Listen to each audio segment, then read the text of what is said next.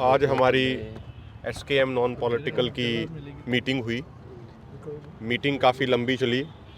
और कई पहलुओं पे चर्चा हुई। और जैसा आदरणीय काका सिंह कोटला जी ने बताया कि कई कॉन्फ्रेंसेस, कई महापंचायत रखी गई हैं। कल सबसे पहली जो महापंचायत है वो ज़िला फरीदकोट के डल्लेवाड़ा गांव में होगी। सरदार जगजीत सिंह डल्लेवाल जी स्वयं उन सभी महापंचायतों में शामिल होंगे और कल सुबह 8 बजे पूरे जत्थे के साथ सरदार जगजीत सिंह डल्लेवाल जी यहाँ से रवाना होंगे और हर महापंचायत में जाके वो प्रयास करेंगे कि वो 2 मिनट किसानों को संबोधित करें। मई के महीने में हमारी हरियाणा में कई महापंचायतें हैं, हरियाणा और राजस्थान में वो कई महापंचायतें फाइनल हो गई हैं और आने वाले 4-5 दिनों में उनकी डेट्स हैं वो सारी फाइनल कर दी जाएंगी, वो घोषित भी कर दी जाएंगी। सरदार जगजीत सिंह डल्लेवाल जी का कहना बिल्कुल स्पष्ट है कि जो ये एमएसपी गारंटी कानून की लड़ाई जो चल रही है, जो ये 13 फरवरी 2024 से शुरू करी गई है, हम इसको जीत तक लेके जाएंगे। इस लड़ाई को, इस आंदोलन तक हम अंजाम तक पहुंचाएंगे, क्योंकि अगर देश के किसान को बचाना है, अगर देश के किसानों की आत्महत्या रोकनी है, तो उसका तरीका एक ही है, एमएसपी गारंटी कानून बन जाए, देश के हर किसान के लिए एमएसपी सुनिश्चित हो जाए। और सरदार जगजीत सिंह डल्लेवाल जी एक बात बार बार कहते हैं, वो कहते हैं कि मेरा लगभग 70 साल की मेरी उम्र हो गई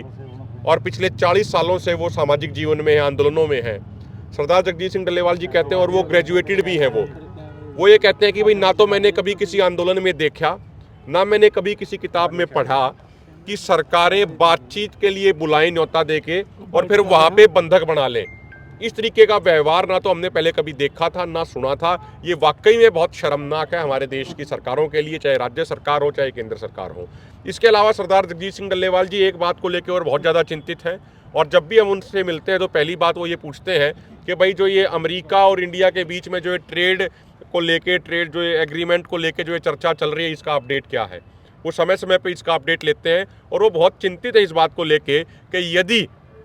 अमेरिका के जो एग्रीकल्चर प्रोड्यूस हैं, जो अमेरिका कोशिश कर रहा है कि भाई भारत सरकार उन पे से इंपोर्ट ड्यूटी कम कर ले, तो डल्लेवाल साहब की बहुत ज़्यादा चिंता है कि अगर वो इंपोर्ट ड्यूटी हमारे देश की सरकार ने दबाव में कम कर ली तो भारत का किसान पूरे तरीके से तबाह हो जाएगा। क्योंकि हमें ये समझने की ज़रूरत है, हमारे देश में जो खेती है वो जीवन यापन का एक तरीका, वो एक लाइवलीहुड का एक वे है, जीवन जीने का वो तरीका है। अमेरिका के अंदर खेती है वो बिजनेस है, बड़े बड़े एग्री बिजनेस वहाँ पे खेती में इन्वॉल्व हैं।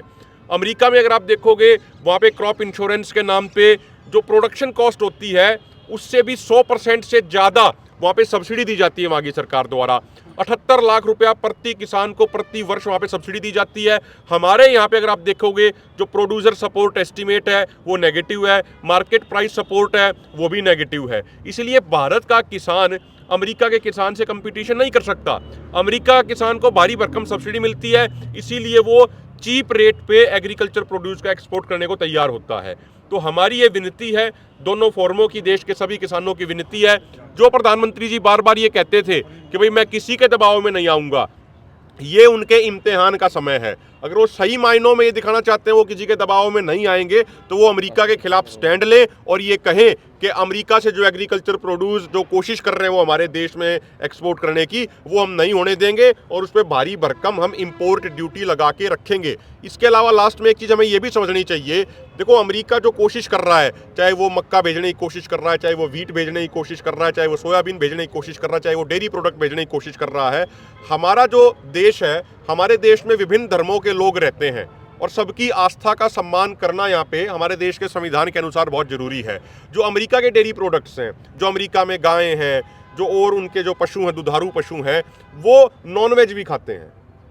और हमारे देश में बहुत सारे ऐसे लोग हैं जो उस तरीके की चीज़ें कंज्यूम नहीं करते हैं। तो अगर वहाँ से ऐसे पशुओं का दूध आएगा और डेयरी प्रोडक्ट आएंगे जो नॉनवेज खाते हैं, जो अपने चारा में, और फिर हमारे देश की सरकार अगर उनको यहाँ पे खिलाएगी, तो मुझे लगता है कि वो एक तरीके से देश के जो अलग अलग धर्म हैं उनकी भावनाओं के भी विपरीत होगा। अमेरिकी सरकार दबाव डाल रही है कि वह अपने कॉर्पोरेट्स को फायदा पहुंचाने के लिए जीएम सीड्स का यहाँ पे प्रचार करना चाह रही है, जबकि बहुत सारे हमारे पास ऐसे प्रूफ मौजूद हैं किस तरीके से जीएम खतरनाक है। तो डल्लेवाल साहब का, दोनों फोरमों का, सभी किसानों का इस बात को लेके बहुत चिंता है और सभी किसानों का ये मानना है, सरदार जगजीत सिंह डल्लेवाल जी का मानना है, किसी भी कीमत पे, किसी भी सूरत पे अमेरिका से आने वाले एग्रीकल्चर प्रोड्यूस पे से इंपोर्ट ड्यूटी कम नहीं करनी चाहिए, उस पे से इंपोर्ट ड्यूटी और ज़्यादा बढ़ाई जानी चाहिए ताकि हमारे देश के किसानों के इंटरेस्ट का हम रक्षा कर सकें। ਕੋਹਾੜ ਸਾਹਿਬ ਇੱਕ ਜਿਵੇਂ ਸਰਵਣ ਸਿੰਘ ਭੰਡੇਰ ਹੋਰਾਂ ਦੇ ਨਾਲ ਗੱਲਬਾਤ ਹੋਈ ਹੈ ਕਿ ਕੱਲ ਦੇ ਜਿਹੜਾ ਪ੍ਰੋਗਰਾਮ ਲਿਖੇ ਗਏ ਨੇ ਜਾਂ ਕੱਲਾ ਐਸਕੇਐਮ ਨੌਨ ਪੋਲੀਟੀਕਲ ਦੇ ਦੁਆਰਾ ਜਿਹੜੇ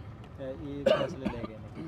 देखो, हमारे सारे दोनों फोरमों के जो साथी हैं वो सभी कार्यक्रमों में शिरकत करेंगे, बाकायदा सबको संदेश देके। दोनों फोरमों के कार्यक्रम चल रहे हैं, अपने अपने ज़िले लेवल पे भी चल रहे हैं, तहसील लेवल पे भी चल रहे हैं, सभी लोग मीटिंग कर रहे हैं और जो भी कार्यक्रम होंगे हमारे दोनों फोरमों के साथी उसमें शामिल होंगे। देखो, हम पहले से ही एक बात कहते आ रहे हैं, 10 जनवरी को जब एसकेएम के साथी आए थे दाता सिंह वाला खनौरी मोर्चे पे और शंभू मोर्चे पे सरदार जगजीत सिंह डल्लेवाल जी से भी मिलने, तो उस समय भी हमारे दोनों फोरमों ने खुल के बड़े स्पष्ट तौर पे एक बात कही थी कि भाई आइए सारे साथी मिलजुल के इस आंदोलन को और ज़्यादा व्यापक कीजिए, इस आंदोलन को और ज़्यादा मजबूत कीजिए और ग्राउंड पे उतर के सहयोग कीजिए। फिर साथियों ने कुछ मीटिंग्स रखी, मीटिंग्स में उन्होंने कुछ बातें रखी, कुछ दस्तावेज रखे, कुछ शर्तें, कुछ टर्म्स एंड कंडीशन रखी। हमारा ये मानना है कि ये समय किसानी को बचाने का है और अगर किसानी को बचाना है तो बिना किसी टर्म एंड कंडीशन, बिना किसी शर्त के एकता होनी चाहिए। अगर हम शर्त रखने जाएंगे, शर्त रखते चले जाएंगे, टर्म एंड कंडीशन रखते चले जाएंगे, एक के बाद एक रखेंगे, तो मुझे लगता है कि वो फिर कहीं ना कहीं एकता के रास्ते में रुकावट पड़ती है। इसके लिए बात हुई है कोई आप लोगों की, उसके साथ एसकेएम के साथ में कोई बात करिए मीटिंग? जो हमारी आखिरी बार उनसे मीटिंग हुई थी 27 तारीख को मीटिंग हुई थी, फिर उसके बाद आपने देखा ही है जो 19 तारीख की मीटिंग थी हमारी 19 मार्च की सरकार के साथ थी, उसके लिए जो तैयारी करनी थी, जो डाटा देना था, जो जानकारी देनी थी, दोनों फोरमों के लीडर उसी में बिजी रहे। फिर 19 तारीख को जो जिस तरीके से नृशंस तरीके से किसानों पे हमला किया गया, तो अभी हम पहले इस चीज़ को देख रहे हैं, इस चीज़ को उसके बाद एक क्लियर कर दो कि अनशन जारी रहेगा जगजीत सिंह डल्लेवाल का इस महापंचायत के बीच में या वो तोड़ने जा रहे हैं? देखो, अभी कोई ऐसा फैसला नहीं हुआ है किसी तरह का, कोई तोड़ने का या इस तरीके का कोई डिसीजन, कोई फैसला नहीं है। वो सारे साथी आपस में विचार चर्चा करके सब आगे की रणनीति बनाएंगे। मेडिकल ट्रीटमेंट वगैरह सब चलता रहेगा जगजीत सिंह डल्लेवाल का, वो आप खुद कराएंगे या मतलब सरकार? मैंने आपसे निवेदन किया, मुझे लगता है कि ये सारी रणनीति का ऐलान आपसी चर्चा करके हम बहुत जल्द आपके बीच में करेंगे।